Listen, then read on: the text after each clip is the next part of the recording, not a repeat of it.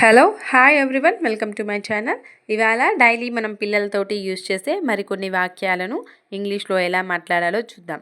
తప్పకుండా వీడియోని లాస్ట్ వరకు స్కిప్ చేయకుండా చూడండి. ఖచ్చితంగా మీకు ఉపయోగపడుతుందని అనుకుంటున్నాను.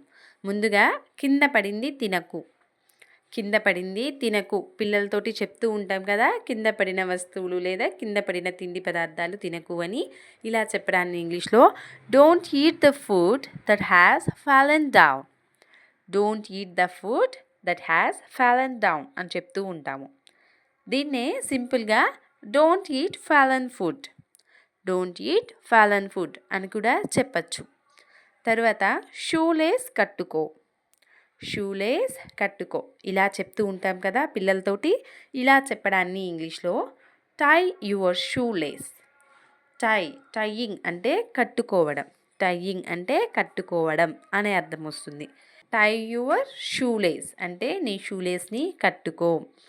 అదే నీ షూలేస్ని సరిగ్గా కట్టుకో, నీ షూలేస్ని సరిగ్గా కట్టుకో అని చెప్పాలి అనుకుంటే tie your shoelace properly.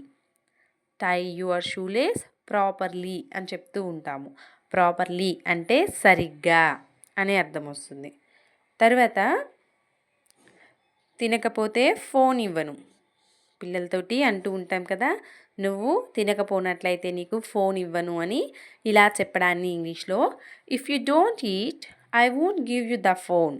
If you don't eat I won't give you the phone అని చెప్తూ ఉంటాము. ఇఫ్ యూ డోంట్ ఈట్ అంటే నువ్వు తినకపోతే లేదా నువ్వు తిననట్లయితే. I won't give you the phone అంటే నేను నీకు ఫోన్ ఇవ్వను. ఐ వోంట్ గివ్ అంటే నేను ఇవ్వను అనే అర్థం వస్తుంది. అదే నువ్వు తినకపోతే బయటకు తీసుకువెళ్ళను. నువ్వు తినకపోతే బయటకు తీసుకువెళ్ళను అని చెప్పాలి అనుకుంటే if you don't eat I won't take you out. If you don't eat I won't take you out అని చెప్తూ ఉంటాము. ఇఫ్ యూ డోంట్ ఈట్ అంటే నువ్వు తినకపోతే లేదా నువ్వు తినకపోనట్లయితే. I won't take you out అంటే నేను నిన్ను బయటకు తీసుకువెళ్ళను అనే అర్థం వస్తుంది. తర్వాత నీకు ఈరోజు ట్యూషన్ ఉందా ఇలా అడుగుతూ ఉంటాం కదా. ఇలా అడగడాన్ని ఇంగ్లీష్లో do you have tuition today. Do you have tuition today అని అడుగుతూ ఉంటాము. అదే ఈరోజు ట్యూషన్కి సెలవా, ఈరోజు ట్యూషన్కి సెలవా లేదా ఈరోజు ట్యూషన్కి సెలవు ఉందా ఇలా అడుగుతూ ఉంటాం కదా. ఇలా అడగడాన్ని ఇంగ్లీష్లో is there a holiday for tuition today. Is there a holiday for tuition today అని అడుగుతూ ఉంటాము. తర్వాత జాగ్రత్తగా పట్టుకో లేదంటే విరిగిపోతుంది. జాగ్రత్తగా పట్టుకో లేదంటే విరిగిపోతుంది ఇలా చెప్పడాన్ని ఇంగ్లీష్లో hold carefully otherwise it will break. Hold carefully otherwise it will break అని చెప్తూ ఉంటాము. హోల్డింగ్ అంటే పట్టుకోవడం, హోల్డింగ్ అంటే పట్టుకోవడం అనే అర్థం వస్తుంది. హోల్డ్ కేర్ఫుల్లీ అంటే జాగ్రత్తగా పట్టుకో. హోల్డ్ కేర్ఫుల్లీ, కేర్ఫుల్ అంటే జాగ్రత్త అనే అర్థం వస్తుంది కదా. హోల్డ్ కేర్ఫుల్లీ అంటే జాగ్రత్తగా పట్టుకో.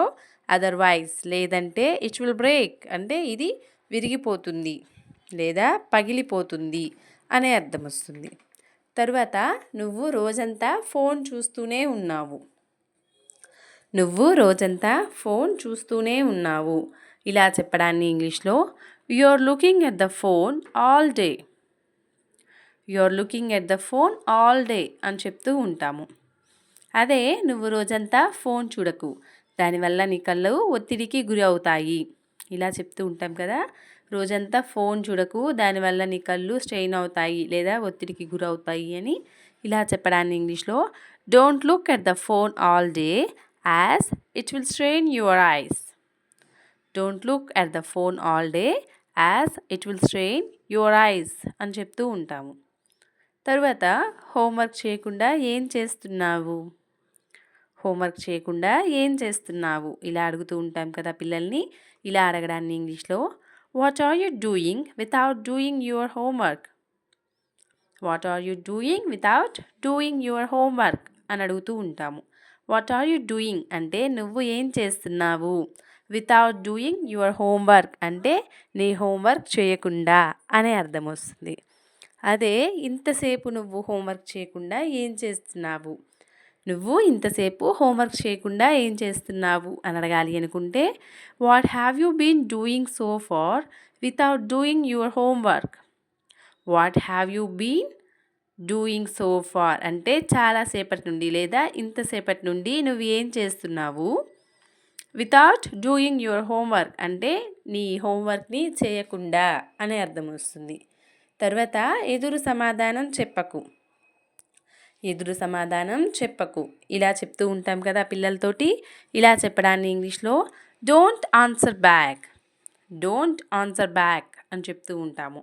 నాకు ఎదురు సమాధానం చెప్పకు అని చెప్పాలి అనుకుంటే don't answer me back. Don't answer me back అని చెప్తూ ఉంటాము. అదే ప్రతిదానికి ఎదురు చెప్పకు. ప్రతిదానికి ఎదురు చెప్పకు అని చెప్పాలి అనుకుంటే don't answer everything back. Don't answer everything back అని చెప్తూ ఉంటాము. అలాగే టీచర్స్కి ఎదురు చెప్పకు. టీచర్స్కి ఎదురు చెప్పకు అని చెప్పాలి అనుకుంటే don't answer back to teachers words. Don't answer back to teacher words అని చెప్తూ ఉంటాము. తర్వాత పరిగెత్తుకుంటూ రావద్దు. పిల్లలు పరిగెత్తుకుంటూ వస్తూ వెళ్తూ ఉంటారు కదా, అలాంటప్పుడు అంటూ ఉంటాము పరిగెత్తుకుంటూ రావద్దు అని. ఇలా చెప్పడాన్ని ఇంగ్లీష్లో don't come running. Don't come running అని చెప్తూ ఉంటాము. Don't come running and come properly. Don't come running and come properly అంటే పరిగెత్తుకుంటూ రావద్దు, సరిగ్గా రా. పరిగెత్తుకుంటూ రావద్దు, సరిగ్గా రా అనే అర్థం వస్తుంది. అదే walk properly without running. Walk properly without running అంటే సరిగ్గా నడువు పరిగెత్తకుండా. పరిగెత్తకుండా సరిగ్గా నడువు అనే అర్థం వస్తుంది. అదే పరిగెత్తుకుంటూ వెళ్ళొద్దు. పరిగెత్తుకుంటూ వెళ్ళొద్దు అని చెప్పాలి అనుకుంటే డోంట్ గో రన్నింగ్ అని చెప్తూ ఉంటాము. Don't go running otherwise you will fall down. Don't go running otherwise you will fall down అంటే పరిగెత్తుకుంటూ వెళ్ళొద్దు, లేదంటే నువ్వు కింద పడిపోతావు. పరిగెత్తుకుంటూ వెళ్ళొద్దు, నువ్వు కింద పడిపోతావు అనే అర్థం వస్తుంది. లాస్ట్ వన్ ఈజ్ ఇప్పటి నుండి చెయ్యి. ఇప్పటి నుండి చెయ్యి ఇలా చెప్తూ ఉంటాం కదా పిల్లలతోటి. ఇలా చెప్పడాన్ని ఇంగ్లీష్లో do it from now on అని చెప్తూ ఉంటాము. అదే ఇప్పటి నుండి మొదలుపెట్టు. ఇప్పటి నుండి మొదలుపెట్టు అని చెప్పాలి అనుకుంటే start from now. Start from now అని చెప్తూ ఉంటాము. థ్యాంక్ యూ సో మచ్ అండి. మీకు కనుక వీడియో నచ్చినట్లయితే ఖచ్చితంగా లైక్ చేయండి.